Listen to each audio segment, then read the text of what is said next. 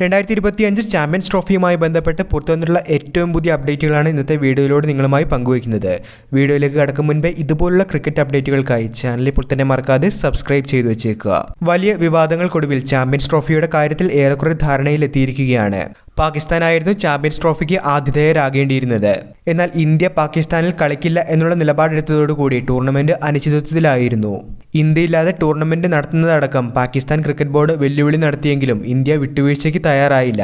ഇപ്പോൾ ഏറ്റവും ഒടുവിലായി പാകിസ്ഥാൻ വിട്ടുവീഴ്ചയ്ക്ക് തയ്യാറായിട്ടുണ്ട് എന്നുള്ള റിപ്പോർട്ടുകളാണ് വന്നിരിക്കുന്നത്. ഹൈബ്രിഡ് മോഡലിൽ പാകിസ്ഥാൻ ടൂർണമെന്റ് നടത്താനുള്ള സമ്മതം നൽകിയിട്ടുണ്ട് എന്നാണ് ICC ഇപ്പോൾ അറിയിച്ചിരിക്കുന്നത്. ഇതോടെ ഇന്ത്യയുടെ മത്സരങ്ങൾക്ക് ദുബായ് ആകും വേദിയാവുക.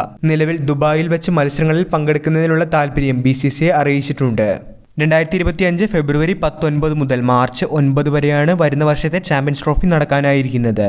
വേദി ഉൾപ്പെടെ വൻതോതിൽ ചർച്ചയായ സാഹചര്യത്തിൽ ഇന്ത്യയും പാകിസ്ഥാനും തമ്മിലുള്ള ചാമ്പ്യൻസ് ട്രോഫി മത്സരം തന്നെയായിരിക്കും ഏറെ ശ്രദ്ധാകേന്ദ്രമായി മാറുക. അതാണ് പുറത്തു വന്നിട്ടുള്ള ഏറ്റവും പുതിയ അപ്ഡേറ്റ്. ചാമ്പ്യൻസ് ട്രോഫി 2025 ഹൈബ്രിഡ് മോഡലിൽ വെച്ചായിരിക്കും നടക്കുക. പാകിസ്ഥാനും ദുബായുമായിരിക്കും ചാമ്പ്യൻസ് ട്രോഫിക്ക് വേദിയായിട്ട് എത്തുക. വീഡിയോ അവസാനിക്കുന്നു. പുതിയ ക്രിക്കറ്റ് അപ്ഡേറ്റുകൾക്കായി ചാനൽ ഇപ്പോൾ തന്നെ മറക്കാതെ സബ്സ്ക്രൈബ് ചെയ്തു വെച്ചേക്കുക.